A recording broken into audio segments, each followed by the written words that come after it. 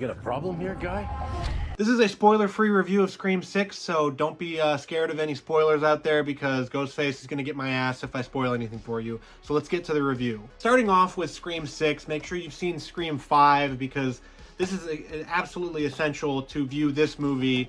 It follows Tara and Sam from that movie, played by Melissa Barrera and Jenna Ortega, and also includes Jasmine Savoy Brown and Mason Gooding as Mindy and Chad from that film as well. And then you also have Gale Weathers returning in this film with Courtney Cox, but you also have the return of Kirby, played by Hayden Panettiere from Scream 4, that everybody wanted back. So the cast for this one also includes some new people. It also includes Dermot Mulroney as a cop in this film, and he does a great job because he doesn't quite capture that energy of Dewey, so R.I.P. to Dewey, but he adds a ruggedness to the film that's needed because of all the youth, basically, you have in the film. And so this movie, Scream 6, skewers sequels. It is the sequel to a requel. We haven't had very many of those. We've had, like, Halloween Kills. The rules for this film really haven't been written yet for other movies. So it has to sort of make up its own rules on the fly for a sequel to a requel, and also just, a franchise movie. And it makes a big thing about being a franchise movie. Characters in the movie, no one is safe. Everyone feels like a suspect, and that's by design. It's supposed to be more tense and more bloodthirsty than the other movies, and yes, they do ratchet up the kill count in Scream 6. I'm sure Dead Meat's kill count for this one is going to be massive. The characters really capture that energy of everyone is a suspect, you can't trust anyone, and they say that throughout the film multiple times. As for the performances in the film, I mentioned all the actors before. Everybody is really good, especially Melissa Barrera, Jenna Ortega, and Mason Gooding. Melissa Barrera in Scream 5 was a little bit rigid, a little bit wooden for my tastes, but she really steps into the character of Sam in this movie and really makes it her own, and it's a great thing to see. Jasmine Savoy Brown, also as Mindy, is the new Randy Meeks and makes the rules and sets the rules for everything involving Scream 6. And then, of course, Mason Gooding steals the show as Chad. He isn't just your prototypical Chad in the movie, and they even make a joke about that, but he's not the prototypical Chad. He's not the muscle-bound idiot. He's reflexive and self-reflecting, and it's great to see out of a character in a horror movie, especially one that is the 6th entry in a series. How many 6th entries in a series end up being, among the series' best? And that's exactly what Scream 6 does. It ends up being among the series' best, up to the top with Scream 1, Scream 4, and then Scream 5, of course.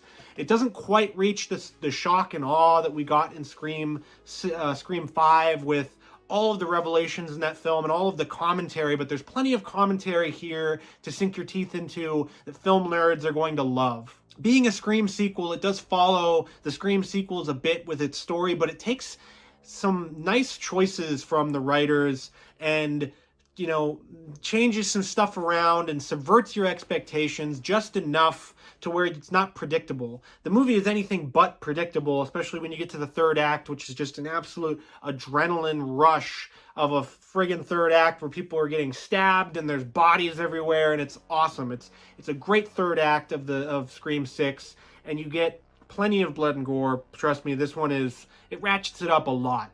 Through it all, especially with some of the issues surrounding the film's production and pre-production without Neve Campbell as Sydney. To say that the movie doesn't need Sydney is a bit of a disservice because any Scream movie could use Sydney Prescott in it. She is the franchise basically here, so hopefully in Scream 7 we can get her again. The film doesn't need the legacy characters anymore. This series doesn't need them anymore. It's nice to have our heroes on screen, but the characters and the focus is really on these new characters.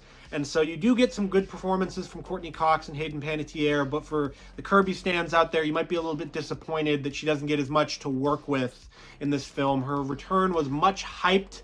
It was one of the biggest stories on Twitter when it dropped, but she doesn't get a whole lot in this film. She's not the centerpiece. The centerpiece is Tara and Sam and Mindy and Chad, and so the film wraps around them. And then Courtney Cox is great as Gale. Obviously, she's going to be amazing in every turn that she gets as this character. Roger Jackson, I'm going to just give a quick shout out because he's friggin' terrifying as Ghostface. He always has been. And at the 6th entry in a series, for his voice to be this damn scary is awesome. It's tantamount to his ability as a voice actor.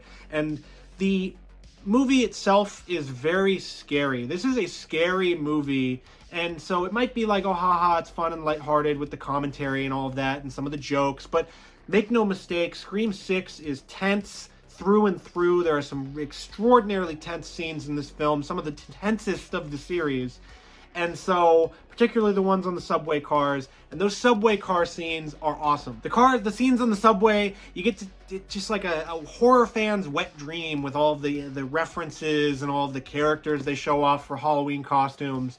And it's just, oh, it's awesome to see. I want to watch it again because I want to go back and look at everything and try to see what characters I might have missed, because there's characters from all kinds of franchises through and through, even down to the opening scene. Scream 6 changes that formula too. You might think it's going a certain direction. You might think it's going a one direction where you're going, oh no, they're going to do this. And then it just turns and goes another way, all the while continuing the commentary that this movie makes on horror movies and fandom as a whole. It continues the commentary from Scream 5 of, you know, how can fandom be toxic? But like, even more so.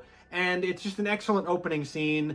And I don't want to spoil anything for people that are going to go see it this weekend. And so you can go see Scream this weekend, March 10th, 2023. So go check it out in theaters. The movie, to conclude, just, it doesn't quite, it gets to the very, very just tippy bit of Scream 5, but it doesn't quite bump over that, and it doesn't, of course, touch the original. The original is the best, one of the best horror movies ever made, but Scream 6 is still extraordinarily entertaining. It's extraordinarily fun. It's scary. It's tense. It's funny. It'll make you think.